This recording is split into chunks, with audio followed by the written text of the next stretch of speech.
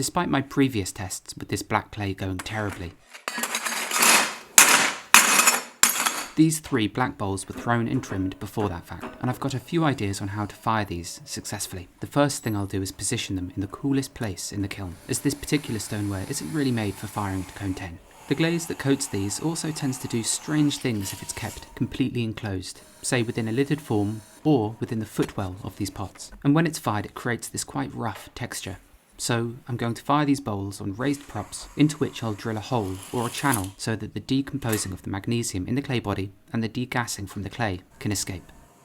The last thing I've done in order to help them survive the firing is to leave the walls much thicker, especially on the angular portion just either side of the foot, as that's where these pieces tend to slump when they're overfired.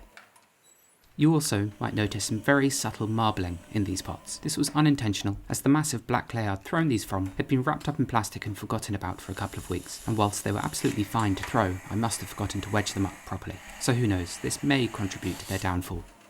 It might not look like it, but this clay is really grogged, and as I'm trimming it so much, this can leave quite a rough surface in places. So as I turn, I'm sort of constantly going back and forth, burnishing and smoothing certain areas so they remain soft, instead of being sharp and gritty once being reduction fired, which, for these, should be sometime next week.